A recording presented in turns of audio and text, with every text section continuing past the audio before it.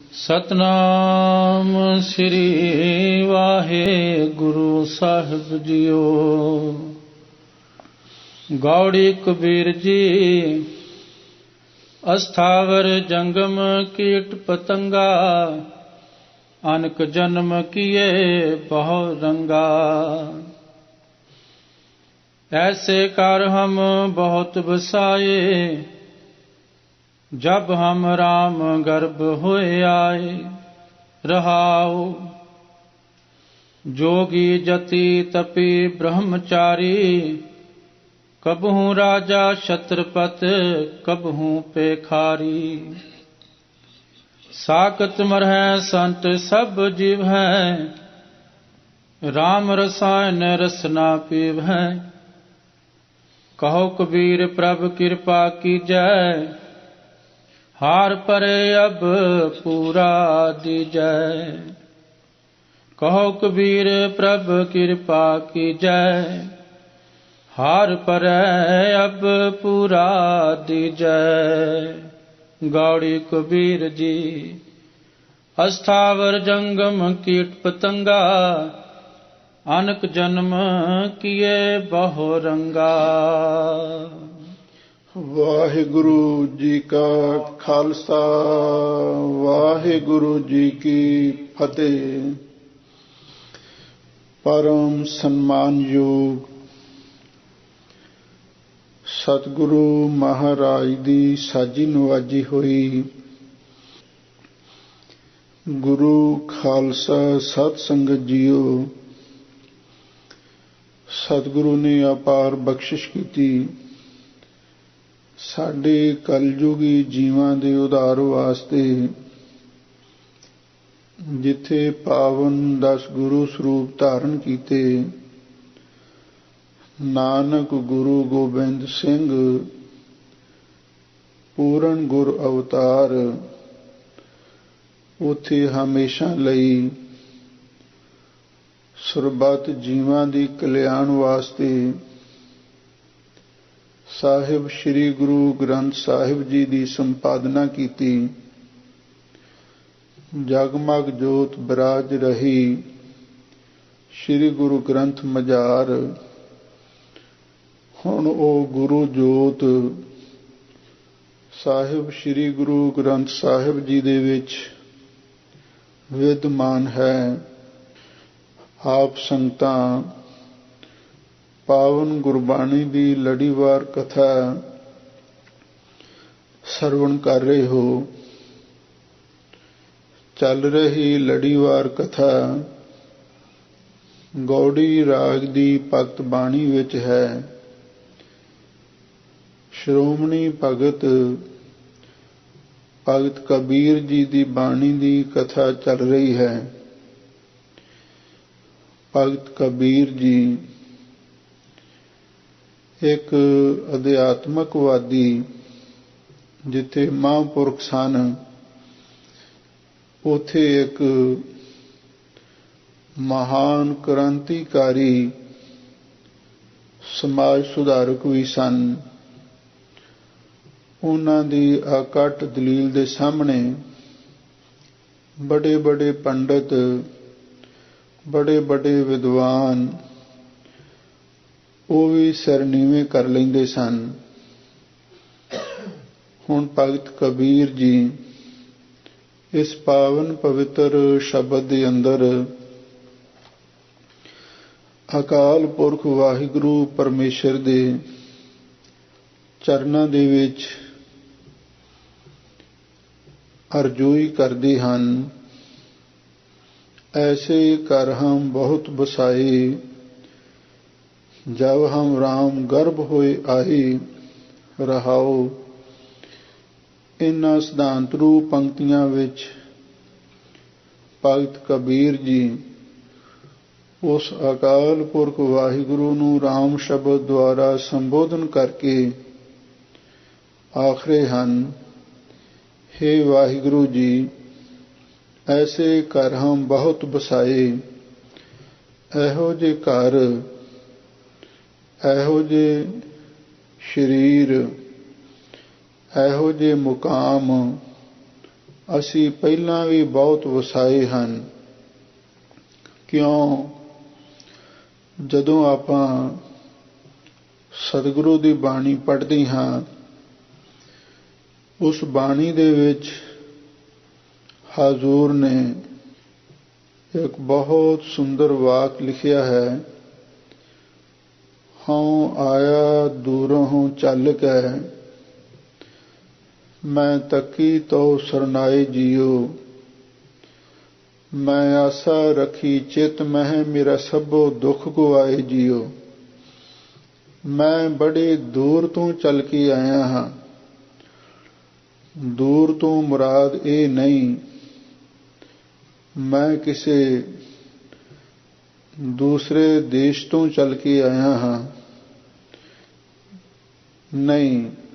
ਦੂਰ ਦਾ ਮਤਲਬ ਹੈ ਕਈ ਜਨਮ ਪੈ ਕੀਟ ਪਤੰਗਾ, ਕਈ ਜਨਮ ਕਾ ਜ਼ਮੀਨ ਕੁਰੰਗਾ, ਕਈ ਜਨਮ ਪੰਖੀ ਸਰਪ ਹੋਇਓ, ਕਈ ਜਨਮ ਹੈਵਰ ਬ੍ਰਿਖ ਜੋਇਓ। ਇਹ ਅਨੇਕਾਂ ਜੂਨਾਂ ਦੇ ਵਿੱਚ ਭਟਕਦੇ ਹੋਏ ਅਸੀਂ ਆਏ ਹਾਂ। ਇੱਥੇ ਘਰ ਦਾ ਅਰਥ ਸਰੀਰ ਹੈ। ਕਿਉਂ? ਸਿੱਖ ਧਰਮ ਅਤੇ ਹੋਰ ਵੀ ਜਿਹੜੇ ਪੂਰਬੀ ਧਰਮ ਹਨ, ਉਹ ਪੂਰਵ ਜਨਮ ਨੂੰ ਮੰਨਦੇ ਹਨ।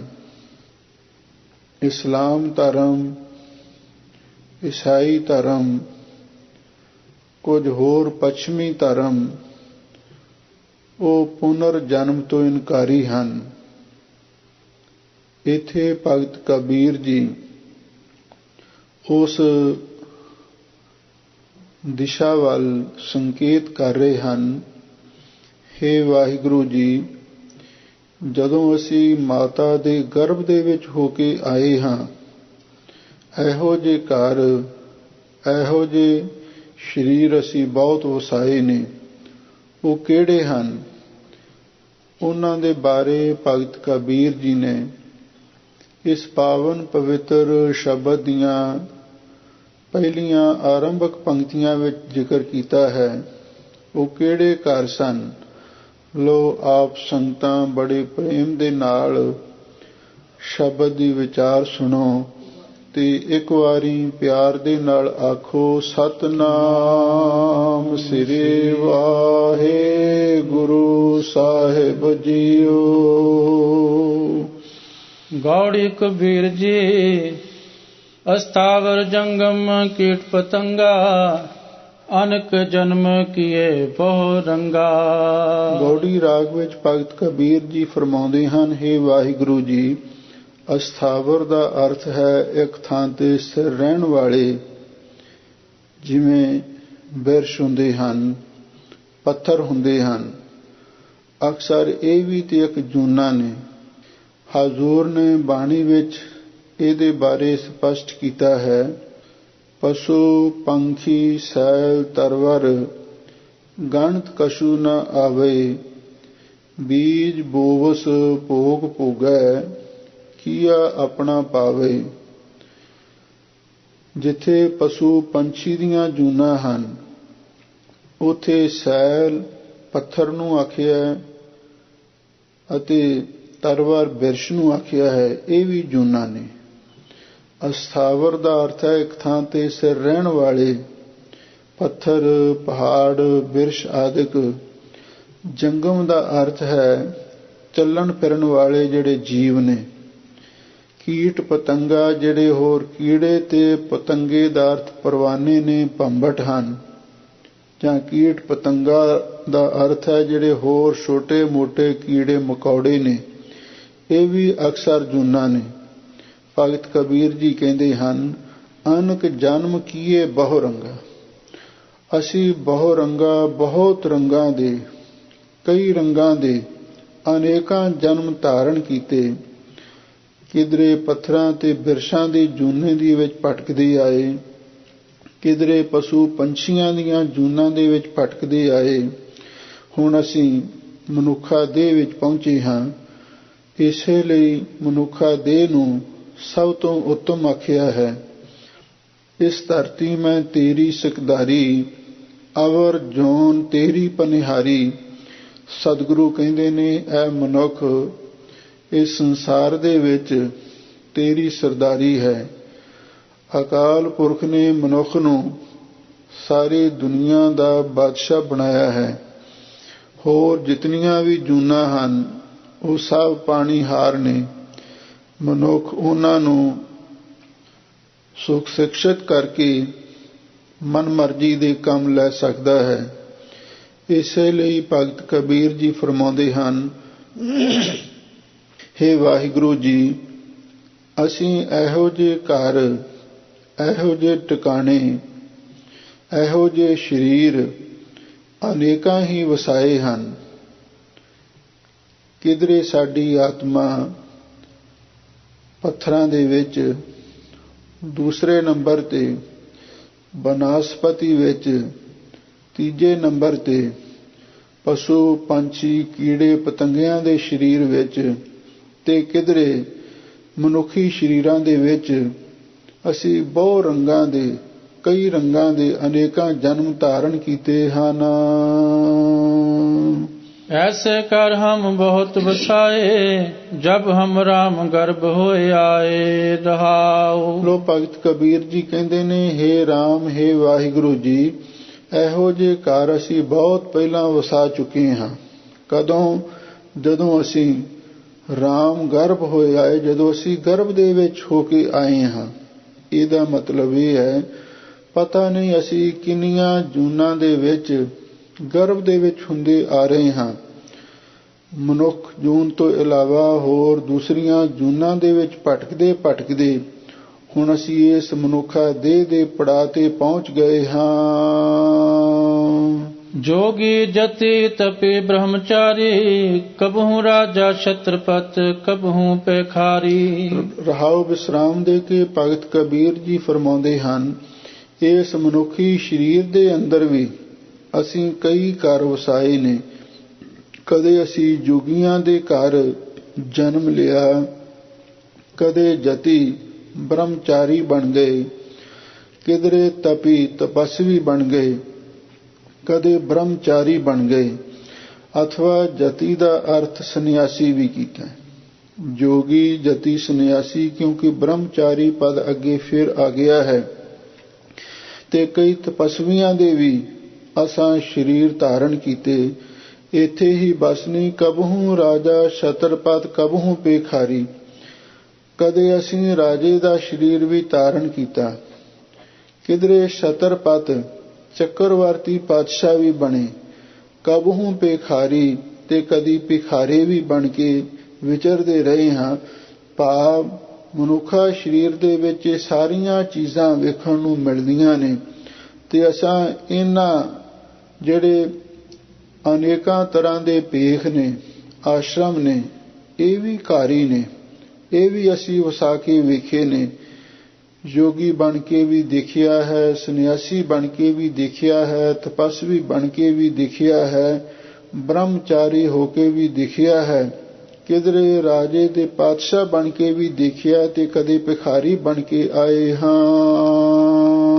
साकत मरहै संत सब जीव है, राम रसायन रसना पीव है। ਲੋ ਭਗਤ ਕਬੀਰ ਜੀ ਫਰਮਾਉਂਦੇ ਨੇ ਵੀ ਅਸਾਂ ਇਹ ਇੱਕ ਤਤ ਕੱਢਿਆ ਹੈ, ਸਾਕਤ ਮਰਹਿ, ਜਿਹੜੇ ਸ਼ਕਤੀ ਦੇ ਉਪਾਸ਼ਕ ਨੇ, ਮਾਇਆ ਨਾਲ ਮੋਹ ਪਿਆਰ ਕਰਨ ਵਾਲੇ ਲੋਕ ਨੇ, ਜਿਹੜੇ ਪ੍ਰਕਿਰਤੀ ਦੇ ਪੁਜਾਰੀ ਨੇ, ਉਹ ਤਾਂ ਸਾਰੇ ਮਰਦੇ ਨੇ। ਸੰਤ ਸਭ ਜੀਵ ਹੈ, ਸੰਤ ਜਿਹੜੇ ਅਕਾਲ ਪੁਰਖ ਵਾਹਿਗੁਰੂ ਦੇ ਪਿਆਰੇ ਹਨ, ਜਿਹੜੇ ਸਵਾਸ ਸਵਾਸ ਵਾਹਿਗੁਰੂ ਦਾ ਸਿਮਰਨ ਕਰਦੇ ਹਨ, ਉਹ ਸਾਰੇ ਹੀ ਜਿਉਂਦੇ ਹਨ। ਸਾਕਤ ਮਰਦੇ ਨੇ, ਸੰਤ ਸਾਰੇ ਜਿਉਂਦੇ ਨੇ। ਉਹ ਕਿਉਂ? ਰਾਮ ਰਸਾਇਣ ਰਸਨਾ ਪੀਵੈ ਹੈ। ਉਹ ਮਹਾਂਪੁਰਖ ਆਪਣੀ ਰਸਨਾ ਦੁਆਰਾ ਅਕਾਲ ਪੁਰਖ ਵਾਹਿਗੁਰੂ ਦੇ ਨਾਮ ਅੰਮ੍ਰਿਤ ਰਸ ਨੂੰ ਪੀਂਦੇ ਨੇ। ਰਸਾਇਣ ਦਾ ਅਰਥ ਹੈ ਅੰਮ੍ਰਿਤ। ਉਹ ਮਹਾਂਪੁਰਖ ਵਾਹਿਗੁਰੂ ਦੇ ਨਾਮ ਰੂਪੀ ਅੰਮ੍ਰਿਤ ਰਸ ਨੂੰ ਪੀਂਦੇ ਹਨ। ਇਸੇ ਲਈ ਉਹ ਸੰਤ ਹਮੇਸ਼ਾ ਲਈ ਅਮਰ ਹੋ ਜਾਂਦੇ ਹਨ। ਕਹੋ ਕਬੀਰ ਪ੍ਰਭ ਕਿਰਪਾ ਕੀਜੈ, ਹਾਰ ਪਰੇ ਅਬ ਪੂਰਾ ਦੀਜੈ। ਲੋ ਭਗਤ ਕਬੀਰ ਜੀ ਅਕਾਲ ਪੁਰਖ ਵਾਹਿਗੁਰੂ ਦੇ ਚਰਨਾਂ ਵਿੱਚ ਅਰਦਾਸ ਬੇਨਤੀ ਕਰਦੇ ਹਨ, ਹੇ ਵਾਹਿਗੁਰੂ ਜੀ, ਤੁਸੀਂ ਹੁਣ ਤਾਂ ਸਾਡੇ ਤੇ ਕਿਰਪਾ ਕਰ ਦਿਓ।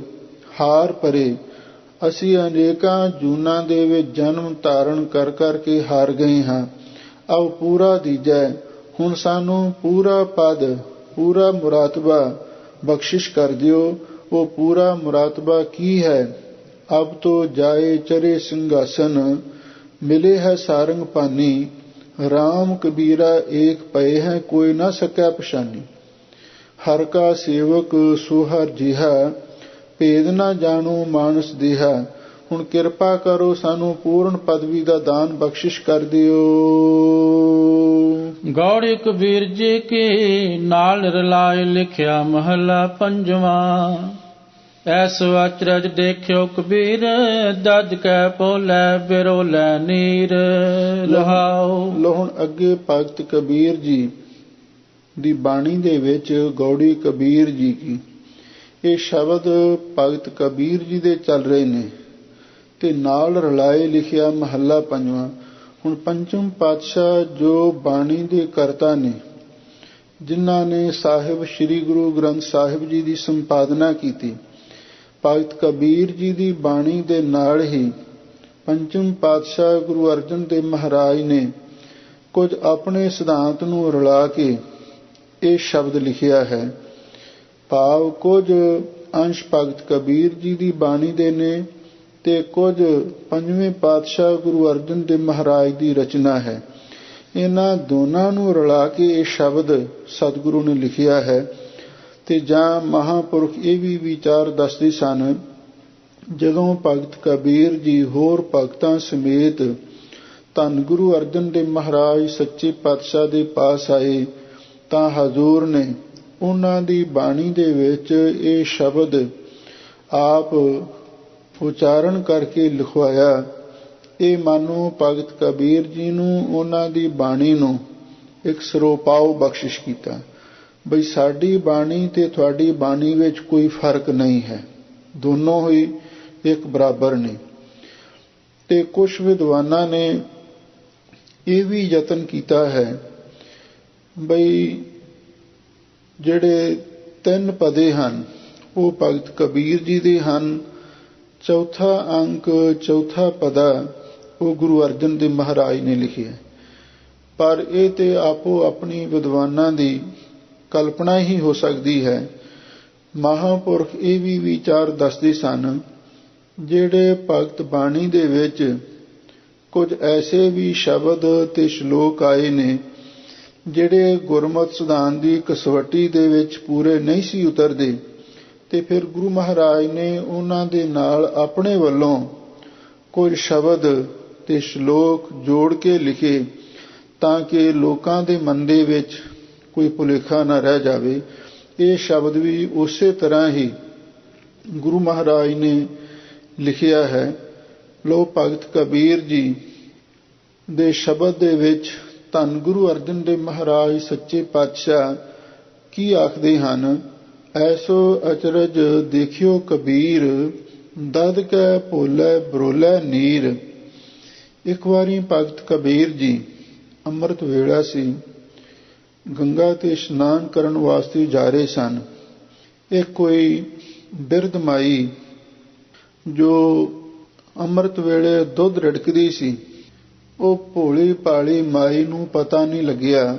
ਇੱਕ ਪਾਸੇ ਦੁੱਧ ਦੀ ਚਾਟੀ ਰੱਖੀ ਹੋਈ ਸੀ, ਦੂਜੇ ਪਾਸੇ ਪਾਣੀ ਦਾ ਘੜਾ ਭਰ ਕੇ ਰੱਖਿਆ ਹੋਇਆ ਸੀ। ਹਨੇਰੇ ਦੇ ਵਿੱਚ ਉਸ ਮਾਈ ਨੇ ਪਾਣੀ ਵਾਲੇ ਘੜੇ ਵਿੱਚ ਹੀ ਜਾ ਕੇ ਮਧਾਣੀ ਲਾ ਦਿੱਤੀ ਤੇ ਪਾਣੀ ਰੜਕਣ ਲੱਗ ਪਈ। ਦਿਨ ਚੜ੍ਹਦੇ ਤੱਕ ਪਾਣੀ ਰੜਕਦੀ ਰਹੀ ਤੇ ਫਿਰ ਸੋਚਦੀ ਆ ਵੀ ਮੱਖਣ ਕਿਉਂ ਨਹੀਂ ਆਉਂਦਾ। ਐਸੋ ਅਚਰਜ ਦੇਖਿਓ ਕਬੀਰ, ਦਦ ਕੈ ਭੋਲੇ ਬਰੋਲੇ ਨੀ। ਭਗਤ ਕਬੀਰ ਜੀ ਨੇ ਇੱਕ ਐਸਾ ਅਚਰਜ ਕੌਤਕ ਦਿਖਿਆ। ਉਹ ਵਿਚਾਰੀ ਮਾਈ ਦਹੀਂ ਦੇ ਭੁਲੇਖੇ ਪਾਣੀ ਨੂੰ ਰੜਕ ਰਹੀ ਸੀ ਤੇ ਹੁਣ ਦੱਸੋ ਉਹਨੂੰ ਮੱਖਣ ਕਿੱਥੋਂ ਮਿਲਣਾ ਸੀ। ਭਾਵ ਕਈ ਵਾਰੀ ਸੁਭਾਵਕ ਇਸ ਤਰ੍ਹਾਂ ਦੀਆਂ ਘਟਨਾਵਾਂ ਵਾਪਰ ਵੀ ਜਾਂਦੀਆਂ ਹਨ, ਕਿਉਂਕਿ ਐਸੋ ਅਚਰਜ ਜਿਹੜਾ ਸ਼ਬਦ ਹੈ ਵੀ ਇਹ ਜਿਹੜੇ ਅਚਰਜ ਜਿਹੜੀਆਂ ਗੱਲਾਂ ਦੁਨੀਆ ਵਿੱਚ ਵਰਤਦੀਆਂ ਨੇ, ਉਹਨਾਂ ਦਾ ਭਗਤ ਕਬੀਰ ਜੀ ਨੇ ਇੱਥੇ ਜ਼ਿਕਰ ਕੀਤਾ ਹੈ। ਸਭ ਤੋਂ ਪਹਿਲੀ ਅਚਰਜ ਗੱਲ ਭਗਤ ਜੀ ਇਹ ਦੱਸਦੇ ਨੇ ਵੀ ਇੱਕ ਮਾਈ ਵਿਚਾਰੀ ਭੋਲੀ ਭਾਲੀ ਉਹ ਦਹੀਂ ਦੇ ਭੁਲੇਖੇ ਪਾਣੀ ਨੂੰ ਰਿੜਕ ਰਹੀ ਸੀ ਤੇ ਉਹਨੂੰ ਪਤਾ ਹੀ ਨਹੀਂ ਲੱਗਿਆ ਕਿ ਮੈਂ ਦੁੱਧ ਰਿੜਕਦੀ ਹਾਂ ਜਾਂ ਪਾਣੀ ਰਿੜਕਦੀ ਹਾਂ। ਜਦੋਂ ਦਿਨ ਚੜ੍ਹਿਆ ਤੇ ਕਹਿਣ ਲੱਗੀ ਮੈਨੂੰ ਇੰਨਾ ਚਿਰ ਹੋ ਗਿਆ ਮੱਖਣ ਕਿਉਂ ਨਿਕਲਿਆ, ਤੇ ਜਦੋਂ ਢੱਕਣ ਚੱਕ ਕੇ ਦੇਖਿਆ ਤੇ ਉਹ ਪਾਣੀ ਵਾਲਾ ਕੜਾ ਸੀ। ਮਾਈ ਬੜੀ ਸ਼ਰਮਸਾਰ ਹੋਈ। ਲੋ ਭਗਤ ਕਬੀਰ ਜੀ ਕਹਿੰਦੇ ਨੇ ਵੀ ਇਸ ਤਰ੍ਹਾਂ ਇਹ ਬੜਾ ਸੀ ਇੱਕ ਅਚਰਜ ਕੌਤਕ ਦੇਖਿਆ ਸੀ। ਰਹਾਉ ਹਰੀ ਅੰਗੂਰੀ ਗਧਾ ਚਰੈ, ਨਿਤ ਉਠ ਆਸੈ ਹੀ ਗੈ ਮਰੈ। ਰਹਾਉ ਵਿਸਰਾਮ ਦੇ ਕੇ ਭਗਤ ਕਬੀਰ ਜੀ ਫਿਰ ਅੱਗੇ ਫਰਮਾਉਂਦੇ ਹਨ, ਜਦੋਂ ਹੋਰ ਅੱਗੇ ਗਏ ਤਾਂ ਭਗਤ ਕਬੀਰ ਜੀ ਨੇ ਕੀ ਵੇਖਿਆ ਹੈ। ਹਰੀ ਅੰਗੂਰੀ ਗਧਾ ਚਰੈ, ਇੱਕ ਖੋਤਾ ਹੈ। ਉਹ ਹਰੀ ਹਰੀ ਅੰਗੂਰੀ ਦਾ ਅਰਥ ਹੈ ਵੀ ਜਿਹੜਾ ਤਾਜ਼ਾ ਘਾਹ ਜੰਮਿਆ ਹੋਵੇ। ਉਹ ਹਰੀ ਹਰੀ ਅੰਗੂਰੀ ਨੂੰ ਗਧਾ ਚਰ ਰਿਹਾ ਸੀ। ਨਿਤ ਉੱਠ ਹਾਸਾ ਹੀਂਗਿਆ ਮਰੈ, ਉਹ ਹਮੇਸ਼ਾ ਉੱਠ ਕੇ ਹੱਸਦਾ ਸੀ ਤੇ ਨਾਲੇ ਹਰੀ ਹਰੀ ਅੰਗੂਰੀ ਚਰ ਕੇ ਹੀਂਗਦਾ ਸੀ ਤੇ ਉਹ ਅਚਾਨਕ ਹੀ ਮਰੈ, ਉਹ ਮਰ ਗਿਆ। ਇਹ ਦੂਸਰਾ ਅਚਰਜ ਕੌਤਕ ਸੀ। ਇਹਦਾ ਮਤਲਬ ਇਹ ਸੀ ਜਿੱਥੇ ਉਹ ਭੋਲੀ ਮਾਈ ਦਹੀਂ ਦੇ ਭੁਲੇਖੇ ਪਾਣੀ ਰਿੜਕਦੀ ਸੀ, ਇਸੇ ਤਰ੍ਹਾਂ ਉਹ ਗਧਾ ਜਿਹੜਾ ਹਰੀ ਹਰੀ ਅੰਗੂਰੀ ਚਰਦਾ ਸੀ ਹਮੇਸ਼ਾ ਉੱਠ ਕੇ ਹੱਸਦਾ ਤੇ ਹੀਂਗਦਾ ਸੀ, ਹਿਣਕਦਾ ਸੀ। ਉਹ ਹਰੀ ਅੰਗੂਰੀ ਖਾਂਦਾ ਖਾਂਦਾ ਹੀ ਮਰ ਗਿਆ। ਇਹ ਵੀ ਬੜੀ ਅਚਰਜ ਗੱਲ ਵੇਖੀ ਹੈ। ਮਾਤਾ ਪੈਂਸਾ ਅਮਹਾ ਜਾਏ, ਕੁਦ ਕੁਦ ਚਰੈ ਰਸਾਤਲ ਪਾਏ। ਲੋ ਤੀਜੀ ਇੱਕ ਅਚਰਜ ਖੇਡ ਇਹ ਦੇਖੀ। ਮਾਤਾ ਪੈਸਾ, ਮਾਤਾ ਦਾ ਅਰਥ ਹੈ ਮਸਿਆ ਹੋਇਆ, ਪੈਸਾ ਦਾ ਅਰਥ ਹੈ ਵੀ ਸੰਡਾ ਝੂਟਾ। ਇੱਕ ਮਸਿਆ ਹੋਇਆ ਸਾਨ ਅਮੋਹਾ ਜਾਏ, ਅਮੋਹਾ ਦਾ ਅਰਥ ਹੈ ਅਮੋੜ ਹੋ ਕੇ, ਬੇਮੁਹਾਰਾ ਹੋ ਕੇ, ਬੇਲਗਾਮ ਹੋ ਕੇ ਉਹ ਜਾ ਰਿਹਾ ਸੀ। ਤੇ ਕੁਦ ਕੁਦ ਚਰੈ ਰਸਾਤਲ ਪਾਏ, ਉਹ ਛੋਟੀਆਂ ਮੋਟੀਆਂ ਕੀਤੀਆਂ ਵਾੜਾਂ ਨੂੰ ਕੁਦ ਕੁਦ ਕੇ ਟੱਪ ਟੱਪ ਕੇ ਤੇ ਜਾ ਕੇ ਜ਼ਿਮੀਂਦਾਰਾਂ ਦੀ ਹਰੀ ਫਸਲ ਨੂੰ ਖੇਤੀ ਨੂੰ ਚਰਦਾ ਸੀ ਤੇ ਰਸਾਤਲ ਪਾਏ। ਤੇ ਭਗਤ ਜੀ ਕਹਿੰਦੇ ਅਸਾਂ ਕੀ ਦੇਖਿਆ, ਉਹ ਅਚਾਨਕ ਉਹ ਜਿਹੜਾ ਉਹ ਮਸਿਆ ਸਾਨ ਸੀ ਉਹ ਟੋਏ ਵਿੱਚ ਜਾ ਡਿੱਗਿਆ। ਜਿਹੜਾ ਲੋਕਾਂ ਦੀਆਂ ਹਰੀਆਂ ਹਰੀਆਂ ਫਸਲਾਂ ਉਜਾੜਦਾ ਸੀ ਤੇ ਵਾੜਾਂ ਟੱਪ ਟੱਪ ਕੇ ਹਰੀਆਂ ਹਰੀਆਂ ਫਸਲਾਂ ਚਰਦਾ ਸੀ, ਉਹ ਅਚਾਨਕ ਰਸਾਤਲ ਪਾਏ ਟੋਏ ਵਿੱਚ ਜਾ ਕੇ ਡਿੱਗ ਪਿਆ ਔਰ ਉੱਥੇ ਉਹਦੀ ਮੌਤ ਹੋ ਗਈ। ਕਹੋ ਕਬੀਰ ਪ੍ਰਗਟ ਪਈ ਖੇਡ, ਲੈ ਲੈ ਕਉ ਚੁੰਗੈ ਨਿਤ ਪੇੜ। ਲੋ ਭਗਤ ਕਬੀਰ ਜੀ ਕਹਿੰਦੇ ਨੇ ਇੱਕ ਹੋਰ ਖੇਡ ਸਾਡੀਆਂ ਅੱਖਾਂ ਦੇ ਸਾਹਮਣੇ ਪ੍ਰਗਟ ਹੋਈ। ਉਹ ਕੀ ਸੀ? ਲੇਲੇ ਕੋ ਚੁੰਗਾ ਨਿਤ ਪੇੜ। ਕਹਿੰਦੇ ਇੱਕ ਭੇਡ ਸੀ, ਉਹ ਆਪਣੇ ਲੇਲੇ ਨੂੰ ਚੁੰਗਦੀ ਸੀ। ਇਹ ਗੱਲ ਬੜੀ ਅਜੀਬ ਹੈ। ਠੀਕ ਹੈ, ਲੇਲਾ ਕਹਿੰਦੇ ਨੇ, ਜਿਹੜਾ ਭੇਡ ਦਾ ਛੋਟਾ ਬੱਚਾ ਹੁੰਦਾ ਉਹਨੂੰ ਲੇਲਾ ਕਹਿੰਦੇ ਨੇ। ਜਿਹੜੇ ਲੇਲੇ ਨੇ ਉਹ ਭੇਡ ਨੂੰ ਤਾਂ ਚੁੰਗਦੇ ਨੇ, ਪਰ ਕਹਿੰਦੇ ਨੇ ਇਹ ਬੜੀ ਅਚਰਜ ਗੱਲ ਵੇਖੀ ਵੀ ਭੇਡ ਲੇਲੇ ਨੂੰ ਚੁੰਗ ਰਹੀ ਸੀ। ਇਹ ਵੀ ਬੜੀ ਅਜੀਬ ਗੱਲ ਹੈ ਨਾ, ਉਲਟੀ ਗੱਲ ਹੈ। ਭਗਤ ਕਬੀਰ ਜੀ ਕਹਿੰਦੇ ਨੇ ਐਸੋ ਅਚਰਜ ਦੇਖਿਓ ਕਬੀਰ ਵੀ ਇਹੋ ਜਿਹਾ ਸੀ ਅਚਰਜ ਕੌਤਕ ਦੇਖਿਆ। ਰਾਮ ਰਮਤ ਮਤ ਪ੍ਰਗਟੀ ਆਈ, ਕਹੋ ਕਬੀਰ ਗੁਰ ਸੋਜੀ ਪਾਈ। ਲੋ ਭਗਤ ਕਬੀਰ ਜੀ ਕਹਿੰਦੇ ਨੇ ਰਾਮ ਰਮਤ, ਰਾਮ ਰਾਮ ਉਚਾਰਨ ਕਰਦਿਆਂ ਹੋਇਆਂ, ਭਾਵ ਉਸ ਵਾਹਿਗੁਰੂ ਪਰਮੇਸ਼ਰ ਦਾ ਨਾਮ ਜਪਦਿਆਂ ਹੋਇਆਂ ਜਿਹੜੀ ਆਤਮ ਵਿਸ਼ੈਣੀ ਮਤ ਬੁੱਧੀ ਪ੍ਰਗਟ ਹੋ ਗਈ ਹੈ। ਕਹੋ ਕਬੀਰ ਗੁਰ ਸੋਝੀ ਪਾਈ। ਭਗਤ ਕਬੀਰ ਜੀ ਕਹਿੰਦੇ ਨੇ ਬਈ ਸਤਿਗੁਰੂ ਨੇ ਹੁਣ ਸਾਨੂੰ ਸੋਝੀ ਪਾ ਦਿੱਤੀ ਹੈ ਵੀ ਕਲਯੁਗ ਦਾ ਸਮਾਂ ਹੈ, ਇਹਦੇ ਵਿੱਚ ਜੋ ਵੀ ਕੁਛ ਵਰਤ ਰਿਹਾ ਹੈ ਉਹ ਬੜਾ ਅਜੀਬ ਹੀ ਇੱਕ ਦ੍ਰਿਸ਼ ਹੈ। ਇਹ ਹੈ ਬਾਹਰਲਾ ਅਰਥ। ਲਓ ਜਿਹੜਾ ਇਹਦਾ ਅੰਤਰੀ ਭਾਵ ਹੈ ਉਹਦੇ ਬਾਰੇ ਮਹਾਂਪੁਰਖ ਇਉਂ ਵਿਚਾਰ ਦੱਸਦੇ ਸਨ। ਐਸੋ ਅਚਰਜ ਦੇਖਿਓ ਕਬੀਰ।